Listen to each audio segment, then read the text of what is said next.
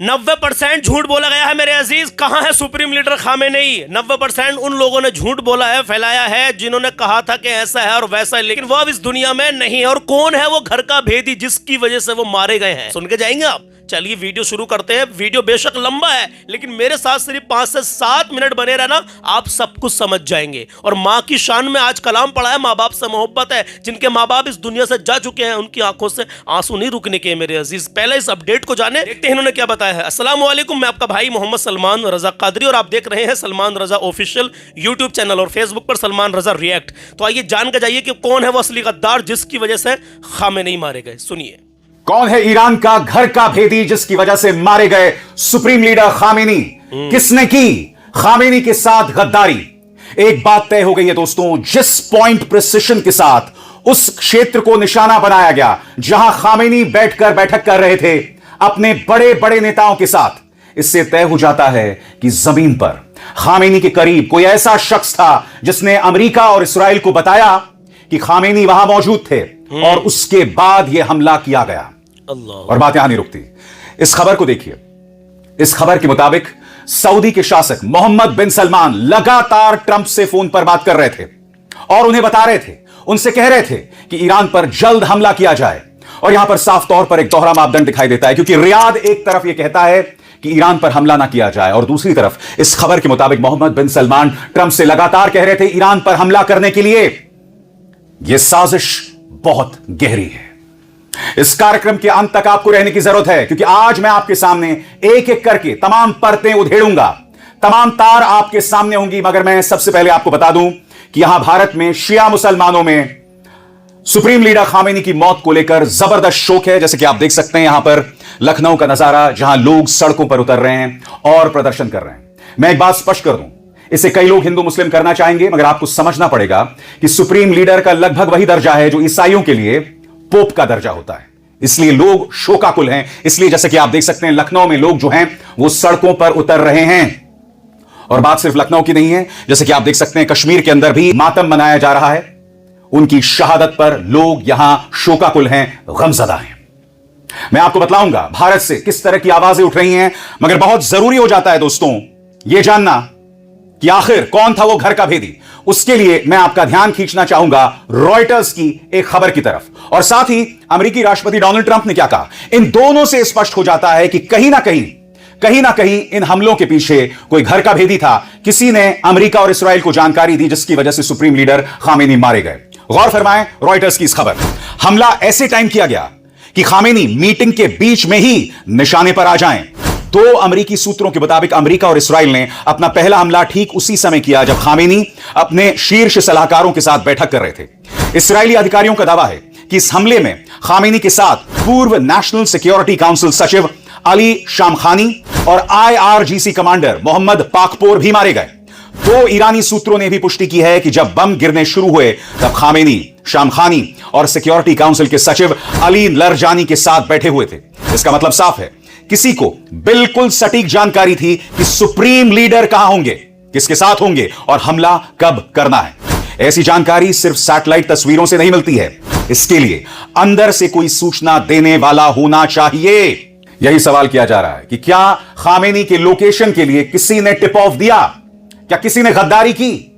इन तमाम सवालात के जवाब मैं आपके सामने लेकर आया दोस्तों, क्योंकि यह अपने आप में इस पूरे मामले को निहायत ही खतरनाक और दिलचस्प बना देता है। सबसे पहले मैं आपका ध्यान खींचना चाहूंगा कि इस मुद्दे पर आधिकारिक रिपोर्ट्स क्या कहती हैं। गौर फरमाइए। अमेरिकी और इस्राएली सूत्रों के मुताबिक हमला उस वक्त टाइम किया गया जब इंटेलिजेंस से पता चला कि खामेनी अपने टॉप सुरक्षा सलाहकारों के साथ मीटिंग में थे। जैसे ही मीटिंग का समय कंफर्म हुआ, ऑपरेशन को आगे बढ़ाया गया और पहले ही वेव में उनकी सुरक्षित ठिकाने पर हमला कर दिया गया।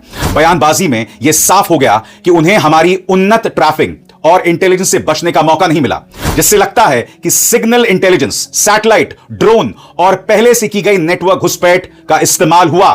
किसी भी बड़ी मीडिया रिपोर्ट ने सीधे यह नहीं कहा कि उनके सबसे करीबी सर्कल में से किसी ने धोखा दिया है। मगर मैं आपका ध्यान 2 चीजों की तरफ खींचना चाहूंगा। सबसे पहले अमेरिकी राष्ट्रपति डोनाल्ड ट्रंप का बयान। डोनाल्ड ट्रंप ने बार बार कहा है कि हमारी इंटेलिजेंस से खामेनी बच नहीं पाए, और इसके चंद मिनटों बाद पहला हमला होता है खामेनी जहां पर मीटिंग कर रहे होते हैं। गौर फरमाया जाए ट्रंप ने क्या कहा, और जैसे मैंने बताया पहला हमला कहीं और नहीं, खामेनी जहां पर थे वहां हमला किया गया। क्यों? क्योंकि अगर कहीं और हमला हो जाता तो खामेनी सतर्क हो जाते और उन्हें अंडरग्राउंड ले जाया जाता। लिहाजा सबसे पहला हमला खामेनी पर किया गया ताकि उन्हें बचने का रास्ता नहीं मिले। आगे गौर फरमाएं। और अब मैं आपके सामने अलग अलग थ्योरीज पेश कर रहा हूं। सबसे पहली थ्योरी, लंबे समय की घुसपैठ, हाई टेक जासूसी।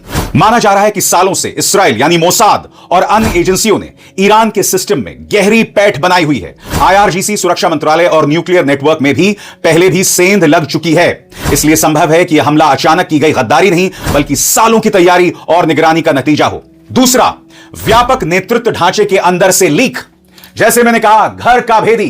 गौर फरमाइए, कुछ एनालिस्ट का मानना है कि IRGC या सुप्रीम नेशनल सिक्योरिटी काउंसिल के किसी स्तर से मीटिंग का सटीक समय लीक हुआ हो सकता है, क्योंकि रिपोर्ट्स कहती हैं कि मीटिंग का समय बदला गया था और उसी के अनुसार हमला एडजस्ट किया गया। इससे शक होता है कि किसी के पास लगभग रियल टाइम जानकारी थी।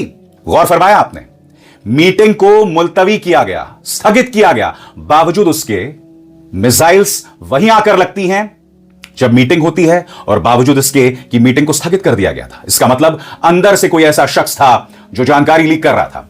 आगे आपकी स्क्रीन पर, बेहद करीबी सर्कल से गद्दारी। सोशल मीडिया में चर्चा है कि उनके निजी सुरक्षा घेरे या घरेलू सर्कल में से किसी ने जानकारी दी। यह थ्योरी इस वजह से भी चल रही है कि केवल बहुत कम लोगों को उनकी सटीक लोकेशन का पता था, लेकिन किसी भी बड़े अंतरराष्ट्रीय मीडिया ने इस बात का जिक्र नहीं किया है। इसके अलावा हो सकता है कि इसमें कोई इंसानी लीक ना हो, यानी कि यह पूरी तरह से तकनीकी जानकारी के आधार पर हुआ। और इस बारे में हमें क्या मालूम है? गौर फरमाइए, पूरी तरह तकनीकी निगरानी बिना किसी इंसानी लीक के। एक नजरिया यह भी है कि आधुनिक signal intelligence, Meta data trafficking, काफिले का मूवमेंट, एयर डिफेंस पैटर्न और कम्युनिकेशंस एनालिसिस से यह पता लगाया गया हो। तो बड़ा सवाल, क्या अंदर से किसी ने खामेनी को बेच दिया, उनकी सुरक्षा को बेच दिया? यह सवाल बहुत अहम है। संभावना से इनकार नहीं किया जा सकता। ईरान के इतिहास में सिस्टम के अंदर घुसपैठ पहले भी हुई है, लेकिन अभी तक कोई ऐसा ठोस सत्यापित सबूत नहीं है कि खामेनी के सबसे करीबी सर्कल के किसी खास व्यक्ति ने उन्हें धोखा दिया है। और आगे बढ़ने से पहले एक जरूरी संदेश, मेरे कार्यक्रमों के लिए आप नोटिफिकेशन का इंतजार मत कीजिए। मेरे चैनल में जाइए और खुद जाकर कार्यक्रम देखिए और रहिए अपडेटेड। मगर अब इस खबर का एक दूसरा पहलू है। दूसरा पहलू है कि अमेरिकन और इजरायली इंटेलिजेंस इस बारे में कैसे काम कर रहे थे, क्योंकि अमेरिकन और इजरायली इंटेलिजेंस यानी CIA और मोसाद आज से काम नहीं कर रहे थे। खामेनी की लोकेशन को लेकर लगातार ट्रैकिंग की जा रही थी। याद कीजिएगा, जब 12 दिन की जंग चली थी तब खामेनी पर एक नहीं, दो नहीं, तीन बार हमले किए गए थे। 3 बार हमले किए गए थे। उसके बाद लगातार इस तरह की खबरें आती रही कि वो बंकर के अंदर छुप गए। यानी कि इन तमाम खबरों से इस्राएली और अमेरिकन इंटेलिजेंस को पता चल रहा था कि उनका मूवमेंट क्या था और उसके आधार पर यह हमला किया गया। गौर फरमाइए। नंबर 1, सालों के पैटर्न ऑफ लाइफ ट्रैकिंग। अमेरिकी और इस्राएली इंटेलिजेंस लंबे समय से खामेनी की मूवमेंट, उनकी सुरक्षा आदतों और मीटिंग शेड्यूल का अध्ययन कर रही थी। सैटेलाइट, ड्रोन, अन्य इंटेलिजेंस, सर्विलांस, रिकॉनेसांस सिस्टम और मानव स्रोतों से जानकारी जुटाई जाती रही। माना जाता है कि एजेंसीज को पता था कि वे किन कंपाउंड्स में रहते या मीटिंग करते थे। दूसरा, एक दुर्लभ नेतृत्व बैठक की जानकारी। और यह कैसे हुआ? रिपोर्ट्स कहती हैं कि हमला खासतौर से उस मीटिंग को निशाना बनाने के लिए टाइम किया गया जिसमें खामेनी अपने अंदरूनी सुरक्षा सर्कल के साथ बैठे हुए थे। शुरू में माना जाता रहा कि मीटिंग शनिवार शाम को होगी, लेकिन इंटेलिजेंस ने पकड़ लिया कि उसे शनिवार सुबह शिफ्ट कर लिया गया। उसी के अनुसार स्ट्राइक का टाइम आगे कर दिया गया। और सबसे बड़ी बात, गौर फरमाएं, आखिरी पल की पुष्टि। और यही जीता जागता सबूत है कि खामेनी के आसपास कोई ऐसा शख्स था जो लगातार इस्राएल को बता रहा था। आपकी स्क्रीन पर सूत्रों के मुताबिक उनकी मौजूदगी की पुष्टि होते ही ऑपरेशन शुरू हुआ। इसका मतलब हो सकता है कि किसी कम्युनिकेशन इंटरसेप्ट से जानकारी मिली, हाई रेजोल्यूशन इमेजरी से पुष्टि हुई, या किसी मानव स्रोत ने आखिरी पल की सूचना दी। और इसके अलावा, जैसे कि आप इस तस्वीर में देख सकते हैं, यह वो कंपाउंड है दोस्तों जिसे निशाना बनाया गया। इसमें बाकायदा 2 जगहों पर हमला हुआ है। सबसे बड़ी बात, बाईं तरफ जो आप लोकेशन देख रहे हैं, यह वही जगह है जहां खामेनी बैठक कर रहे थे। यानी कि इजरायली और अमेरिकन अटैकर्स को पता था कि खामेनी किस कमरे में बैठक कर रहे हैं। आपके स्क्रीन पर तेहरान में उनके मुख्य सुरक्षित कंपाउंड शुरुआती टारगेट्स में से एक था। रिपोर्ट्स में कहा गया लगभग 30 प्रेसिशन बॉम्ब कुछ ही सेकंड में गिराए गए। बताया गया कि वे भूमिगत थे, लेकिन सबसे गहरे बंकर में नहीं थे, इसलिए शुरुआती हमले में ही उन्हें निशाना बनाया जा सका। अब यह जानना भी बहुत जरूरी हो जाता है दोस्तों कि अमेरिकन और इजरायली इंटेलिजेंस ने आखिर किस तरह की इंटेलिजेंस का इस्तेमाल किया। और ऐसे में हमारे सामने ये 3 किस्म की इंटेलिजेंस आती हैं। पहले है SIGINT which is signal intelligence, दूसरा है IMINT जो है इमेजरी इंटेलिजेंस, और तीसरा है HUMINT यानी मानव इंटेलिजेंस यानी ह्यूमन इंटेलिजेंस। और इस बारे में हमें क्या पता है आपकी स्क्रीन पर। सबसे पहले सिगिंट यानी signal intelligence, encrypted phone, radio या नेटवर्क ट्रैफिक मॉनिटर करना। दूसरा इमेजरी इंटेलिजेंस यानी आईमेंट, सैटेलाइट और ड्रोन से काफिलों की मूवमेंट देखना। और तीसरा ह्यूमेंट यानी ह्यूमन इंटेलिजेंस, सुरक्षा या राजनीतिक सर्कल में पहले से मौजूद संपर्क। मगर एक बार फिर अब भी वो क्या है जो छुपा हुआ है, अब भी वो क्या है जो रहस्यों से घिरा हुआ है, अब भी वो कौन है जिसने गद्दारी की और आगे भी करता रहेगा। क्योंकि आप जानते हैं दोस्तों, आगे उनकी जगह कोई और शख्स सुप्रीम लीडर बनने वाला है। ईरान या तो पूरी तरह से झुक जाए अमेरिका के सामने तो अलग बात है, मगर अगर ईरान अब भी लड़ता रहेगा, जो कि दिख रहा है कि लड़ने वाला है, तो जाहिर सी बात है यह गद्दार एक बार फिर अमेरिका और इस्राएल के काम आने वाला है। बहरहाल आप देख सकते हैं इस वक्त ईरान में किस तरह का हुजूम है, किस तरह से लोग सड़कों पर उतरे हुए हैं। मैं चाहूंगा आप इस लम्हे को देखें पूरे स्क्रीन पर।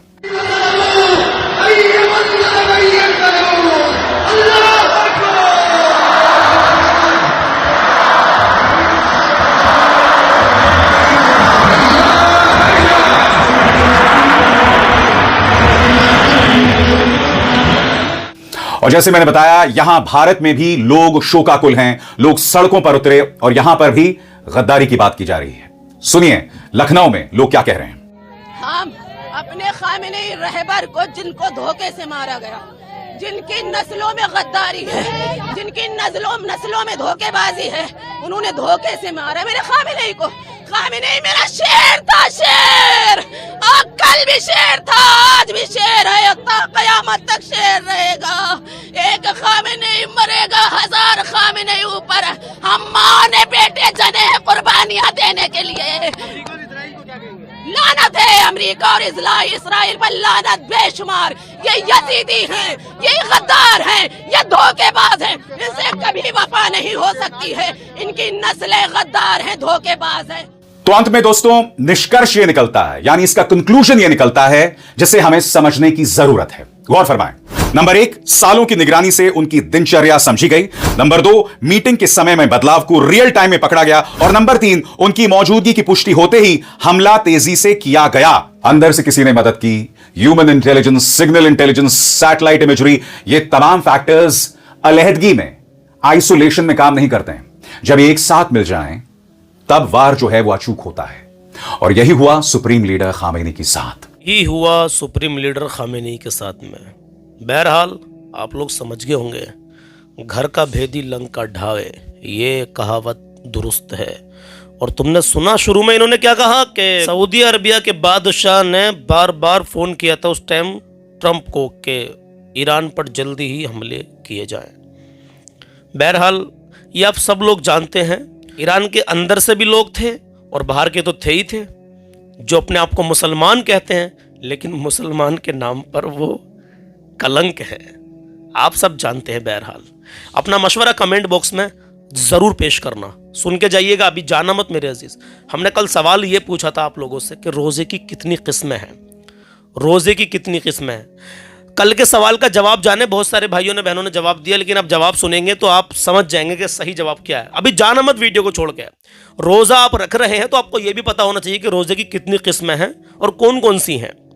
तो कल का सवाल था, उसका जवाब दे रहे हैं, और आज का सवाल भी सुनकर जाएंगे। लेकिन उससे पहले प्यारे नबी करीम सल्लल्लाहु अलैहि वसल्लम का फरमान सुन लीजिए। जो दुनिया इधर से उधर तो हो सकती है, लेकिन नबी अकरम सल्लल्लाहु अलैहि वसल्लम का फरमान कभी भी टल नहीं सकता। मेरे प्यारे आका सल्लल्लाहु ताला अलैहि वसल्लम इरशाद फरमाते हैं कि जो इंसान इमाम के साथ तरावी की नमाज पढ़ता है, यहाँ तक कि इमाम नमाज ख़त्म कर दे, तो उसके लिए पूरी रात के क़ियाम इबादत का सवाब लिखा जाता है। समझ गए? इमाम के साथ में तरावी की नमाज आप पढ़ रहे हैं, उसके बाद में आप जब सोते हैं ना, आप क़ियाम करते हैं, तब भी आपका इबादत में लिखा जाता है। तो तरावी की नमाज ना छोड़े मेरे अजीज़, ये प्यारे आका सल्लल्लाहु अलैहि वसल्लम का फरमान है। तो कल का हमारा सवाल ये था, ये बताइए कि रोज़े की कितनी किस्में हैं और कौन कौन सी हैं। तो सुनिए, रोज़े की 8 किस्में हैं। किसी ने 5 बताई, किसी ने 4, किसी ने 3, किसी ने 2, किसी ने 6। लेकिन मैं आपको बताता हूँ जो सही जवाब है वो ये है। अब जिसने सही जवाब दिया होगा वो समझ जाएंगे।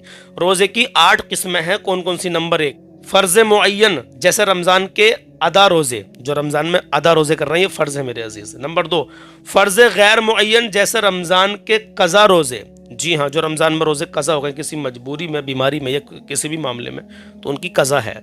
नंबर 3 वाजिब मुअय्यन, जैसे नज़र मुअय्यन के रोज़े, जैसे नज़र मुअय्यन के रोज़े जो वाजिब हैं, जो आपने कोई नज़र मानी कि मेरी अम्मी ठीक हो जाए तो मैं 12 रोज़े रखूँगा, मेरे वालिद साहब ठीक हो जाएँ तो मैं 12 रोज़े रखूँगा, 4 रोज़े रखूँगी या 2 रोज़े रखूँगी। नंबर 4 है वाजिब गैर मुअय्यन, जैसे नज़र मुतलक के रोज़े। नंबर 4 नज़र मुतलक के रोज़े। नंबर 5 नफले मसनून, जैसे नवी तारीख के साथ आशुरे का रोज़ा रखना, नफले मसनून। उसके बाद में नंबर 6 नफले मुस्तहब, जैसे अय्यामे बैज़ और अरफे के दिन का रोज़ा। और नंबर 7 है मकरूह तंजीही, जैसे हफ्ते के दिन का रोज़ा या सोमे दहर या सोमे विसाल के रोज़ा रख कर इफ्तार ना करें, फिर दूसरे दिन रखें। और नंबर 8 पर है मकरूह तहरीमी, जैसे ईद और अय्यामे तशरीक के रोजे। आज का सवाल भी सुनेंगे इंशाल्लाह। आसान सवाल कर रहा हूं, कल का सवाल शायद आपके लिए मुश्किल था। आज का सवाल है इस्लाम में सबसे पहले किस मस्जिद की तामीर हुई थी? इस्लाम में सबसे पहले किस मस्जिद की तामीर हुई थी? ये सवाल है। कमेंट में अभी के अभी जवाब देने की कोशिश करें। अब माँ की मोहब्बत में इस कलाम को सुन लें, इंशाल्लाह ईमान ताज़ा हो जाएगा। जिनकी माँ नहीं है और रमज़ान में माँ की याद आती है, उनकी आंखों सांसों नहीं रुकने की। बहुत प्यारा कलाम है मेरे अजीज़, सुन के जाइए, मुझे बहुत पसंद है।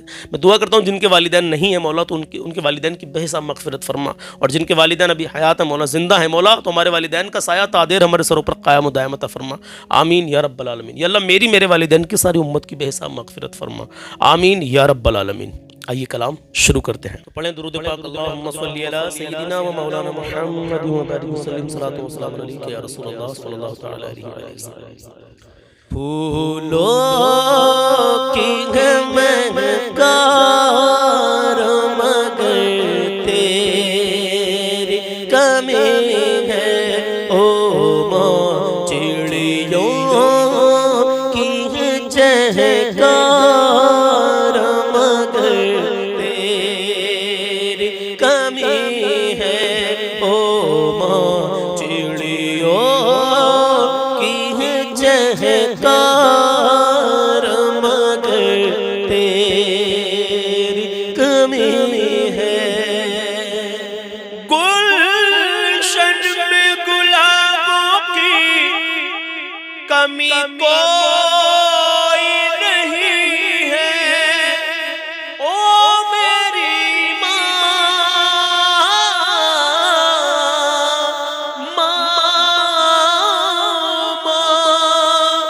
गुलशन में गुलाबों की कमी कोई नहीं है,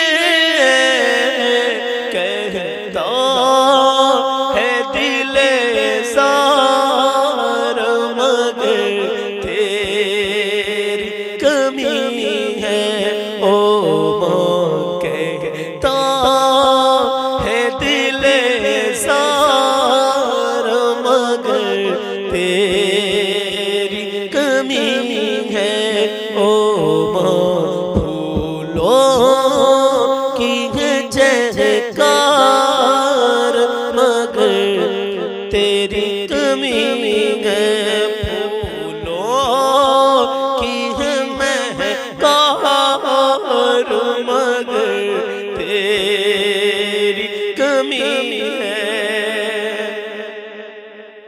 रमजान की रौनक थी तेरे दम से तो बाला, ओ मेरी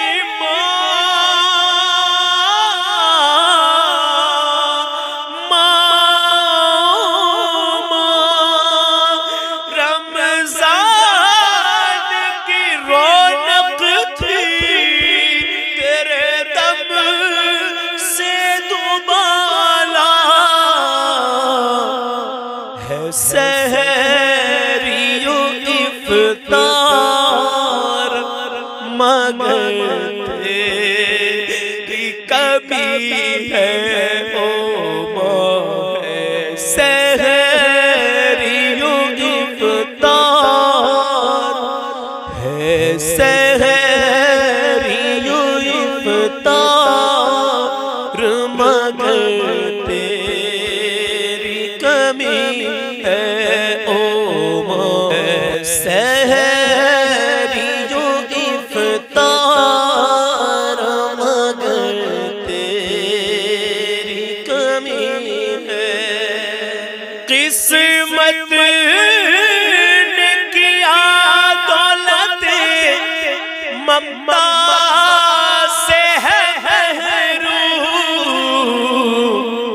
दौलत का है अंबार मगर तेरी कमी है ओ माँ दौलत का है अंबार मगर तेरी कमी है।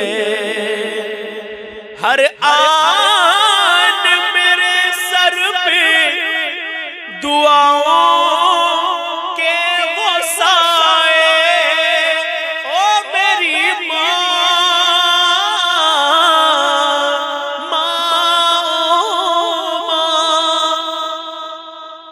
हर दर्द में तकलीफ में और जो अलम में ए मेरी मददगार मगर तेरी कमी है ओ ए मेरी मददगार मगर तेरी कमी है ओ है सहरियों इफ्तार मगर तेरी कमी है। हर आन मेरे सर पे दुआओं के वो साए ओ मेरी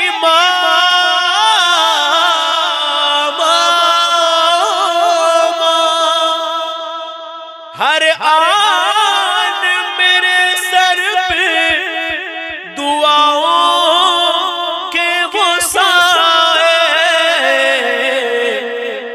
है साया अशजार मगर तेरी कमी है ओ माँ तू मेरी मददगार मगर तेरी कमी है ओ माँ फूलों की है महकार मगर तेरी कमी है चिड़ियों की है चहकार मगर तेरी कमी है ओ मेरी माँ। तो उम्मीद करता हूँ कि ये कलाम आपको बेहद पसंद आया होगा। पसंद आया हो दुआओं से नवाजिएगा। या अल्लाह मेरे वालिदैन का साया तादेर हमारे सर पर क़ायम दायमत फरमा। जितने लोग मुझे देख रहे हैं मौला इनके वालिदैन ज़िंदा हैं तो आप सब के वालिदैन का साया या अल्लाह इन सब के वालिदैन का साया तादेर इनके सरों पर क़ायम दायमत फरमा। अपने महबूब पाक सल्लल्लाहु तआला अलैहि वसल्लम के वसीले से मौला हमारी इन दुआ को कबूल फरमा। मौला बिलखुसूस मौला पूरी दुनिया में अमन सुकून अता फरमा यार। आमीन ज़रूर कहना यार।